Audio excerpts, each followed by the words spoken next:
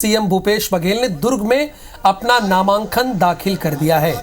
और जो ये दूसरी तस्वीर है, नामांकन दाखिल करेंगे शिवराज सिंह चौहान। नामांकन से पहले जैत में, जो कि उनका पैतृक गांव है, वहां जाकर अपने कुल देवी देवता का आशीर्वाद लिया है, प्रार्थना की है।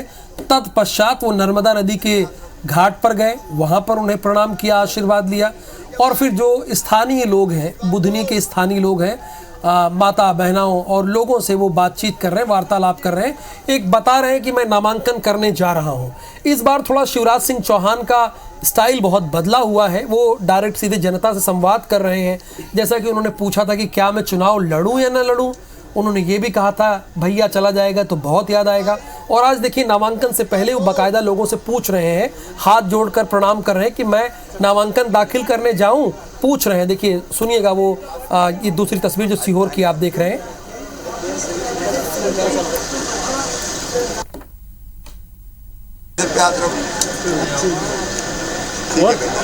ठीक है भाई, आशीर्वाद दो।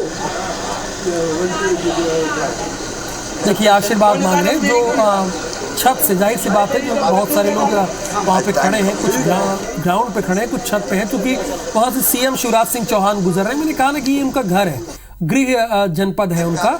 और जाहिर सी बात है, बहुत सारे लोगों ने यहाँ पे सीएम के साथ खेला होगा, उनके साथ बड़े हुए होंगे, पढ़े लिखे होंगे, तो सभी में उत्सुकता होती है जब सीएम बन जाते हैं, बड़े आदमी बन जाते हैं, मिलने की। तो लेकिन इस बार सीएम शिवराज सिंह चौहान वहाँ गए बाकायदा और लोगों से पूछा। और ये तस्वीर देखिए आप, भूपेश बघेल की है, छत्तीसगढ़ के मुख्यमंत्री, चीफ मिनिस्टर की तस्वीर है। उन्होंने अपना नामांकन दाखिल किया। पाटन से वो चुनाव लड़ रहे हैं विधानसभा का। और उनके साथ गृह मंत्री ताम्रध्वज साहू गए थे। सीएम भूपेश बघेल ने दुर्ग में अपना नामांकन दाखिल किया है। उनके साथ गृह मंत्री ताम्रध्वज साहू मौजूद थे। तो आज की ये दोनों जो खबर आप देख रहे हैं, ये दोनों निश्चित तौर पर आज की बड़ी खबर है। अब आपको सीहोर लेके चलते हैं। नामांकन से पहले सीएम शिवराज सिंह चौहान ने पूजा की। पत्नी और बेटे के साथ जैत में सीएम शिवराज सिंह चौहान ने पूजा की। पैतृक घर में कुल देवी देवताओं का उन्होंने आशीर्वाद लिया। मां नर्मदा का भी आशीर्वाद लिया। शिवराज सिंह चौहान जैत से सलकनपुर के लिए रवाना हो गए थे। आज बुधनी में नामांकन दाखिल करेंगे। टाइमिंग 2 बजे है। जैसे ही 2 बजेगा, सीएम शिवराज सिंह चौहान अपना नामांकन दाखिल कर देंगे अपने सुपुत्र के साथ और पत्नी के साथ यहाँ नर्मदा घाट में। पहले मां नर्मदा को जल अर्पण किया, पूजा की, और उसके बाद वो आगे बढ़े।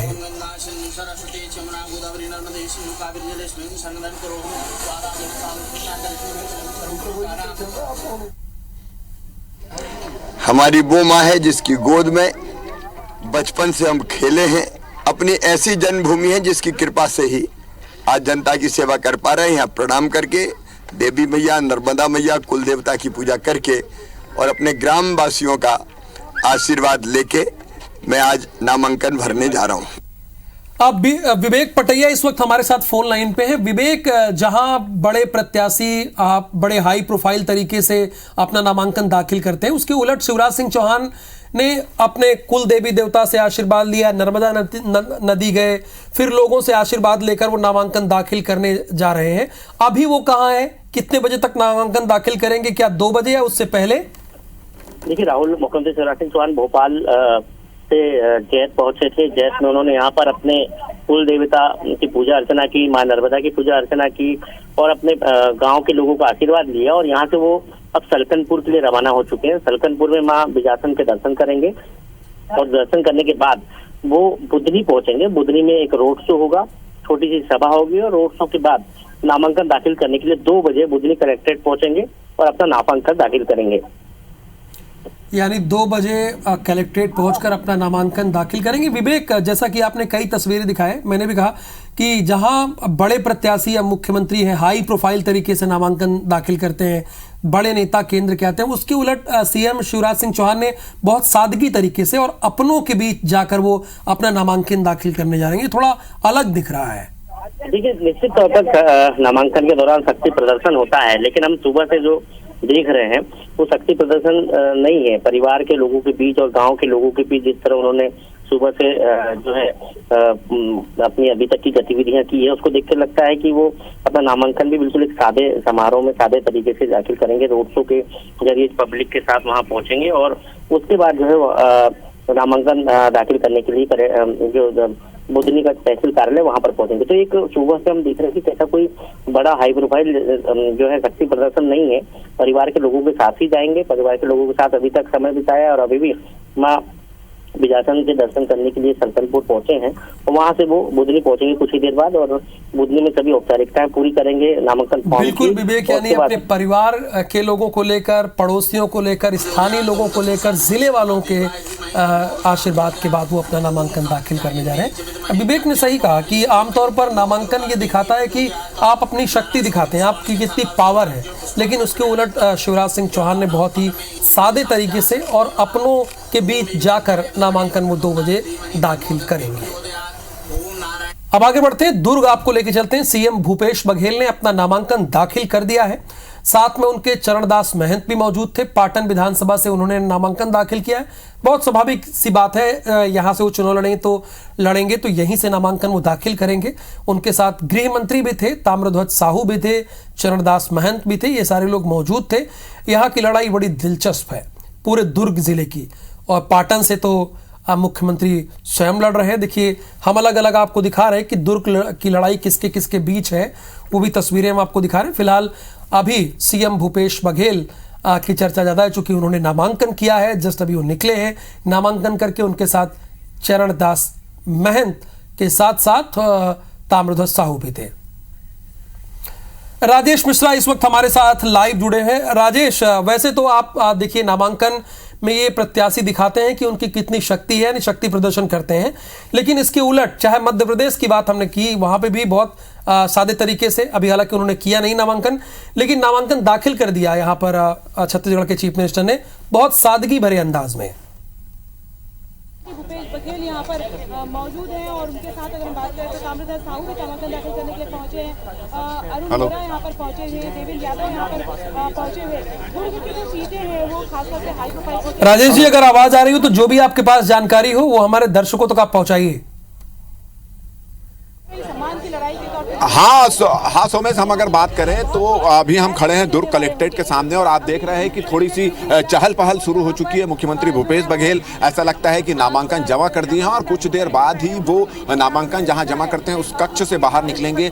पुलिस के जो अफसर हैं, पुलिस की जो टीम है वो मुस्तैद हो चुकी है और कुछ देर पहले ही वो यहाँ पर नामांकन दाखिल करने के लिए आए थे। और उनके साथ साथ जो विधानसभा के जो अध्यक्ष हैं चरणदास महंत वो भी यहाँ पर हैं, ताम्रध्वज साहू हैं, जो गृह मंत्री वो भी उनके साथ में थे, जो दुर्ग ग्रामीण के प्रत्याशी हैं, भिलाई के प्रत्याशी देवेंद्र यादव भी उनके साथ में हैं और रायपुर दुर्ग शहर के जो प्रत्याशी अरुण वोरा, ये सभी लोगों ने मिलकर आज यहाँ पर नामांकन अपना दाखिल किया है। और जब हमारी चरणदास महंत से बातचीत हुई थी तो उनका कहना था कि वो मुख्यमंत्री भूपेश बघेल उनके नामांकन में शामिल हुए थे, इसलिए वो आज उनके नामांकन में आए हैं। और जैसा कि आपने बताया सोमेश की एक सादगीपूर्ण नामांकन की भरने यहाँ पर आए थे, ऐसा दृश्य यहाँ पर देखने पड़ा। मुख्यमंत्री भूपेश बघेल यहाँ पहुंचे और ज्यादा भीड़ भाड़ उनके साथ नहीं थी, एक सादगीपूर्ण नामांकन दाखिल उन्होंने किया था। और आप देख रहे हैं कि अब नामांकन दाखिल करके मुख्यमंत्री निकल चुके हैं, उनके साथ जो प्रस्तावक हैं, उनके समर्थक हैं, वो पहले बाहर आ चुके हैं और मुख्यमंत्री भूपेश बघेल भी आप देख रहे हैं और लगातार उनका जो है स्वागत यहाँ पे किया जा रहा है। और मुख्यमंत्री भूपेश बघेल ने नामांकन यहाँ दाखिल कर दिया और उनके माथे पर आप देख रहे होंगे तिलक नजर आ रहा है। तो वो घर से पूजा पाठ करके, और चूंकि होता है, एक परंपरा है भारत की कि जब शुभ काम के लिए कोई जाता है तो पूजा पाठ करके जाता है, अपने घर वालों से मिलकर जाता है, तो तिलक उनके माथे पर आप दिखाई दे रहा होगा। उनके ठीक पीछे आप देख रहे हैं कि चरणदास महंत भी हैं और भूपेश बघेल भी हैं और तमाम जो है देवेंद्र यादव भी आपको यहाँ पर दिखाई दे रहे हैं। और वो इसके बाद यहाँ पर पहुँचे हैं और इसके बाद वो सीधा यहाँ पर मीडिया से बातचीत करने के लिए यहाँ पर पहुँच रहे हैं नामांकन दाखिल।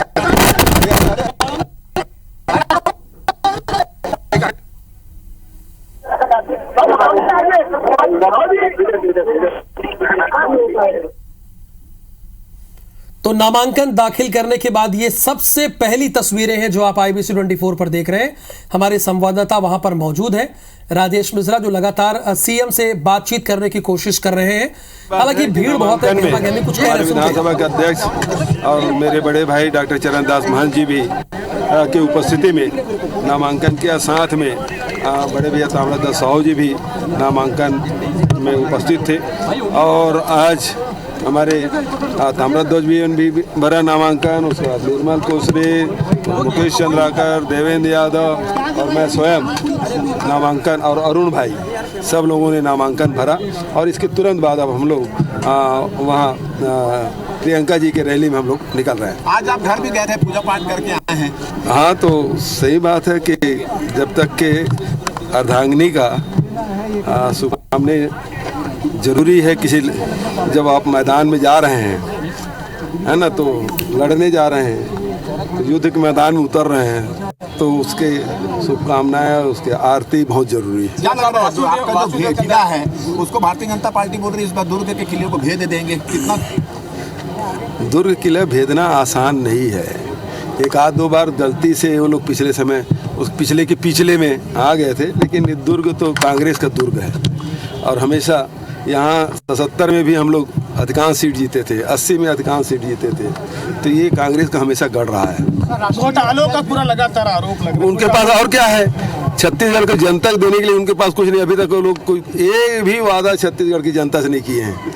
मतलब उनको भी पता है कि हम लोग यदि कोई गारंटी देंगे, कोई घोषणा करेंगे, उस पर छत्तीसगढ़ की जनता विश्वास करने वाली नहीं है। भरोसा तो केवल कांग्रेस पर है, कांग्रेस की सरकार पर है, और सरकार के मुखिया भूपेश बघेल पर है। आज बहुत सारे कांग्रेस के बहुत सारे लोग आगे होकर नाराज होकर नामांकन उसको मनाने की प्रक्रिया और जारी रहेगी क्या? वो आखिरी दिन है, उसके बाद फिर मनाने की प्रक्रिया के 2 दिन और है।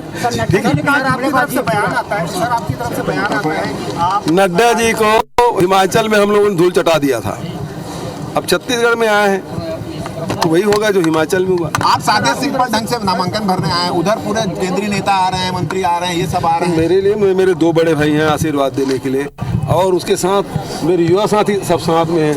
और अरुण भाई तो हम लोग एक साथ राजनीति शुरू किए 93 से, तो उसके बाद अब 3 नए साथी भी हैं। आज दाऊ बहादुर चंद्राकर जी की पुण्यतिथि है और हम लोग उसी की उंगली पकड़ के राजनीति सीखे हैं, उन्हीं के दरवाजे से हम लोगों की राजनीति की शुरुआत हुई है और आज उसकी पुण्यतिथि है। उसकी मूर्ति पे जाकर श्रद्धांजलि भी अर्पित की।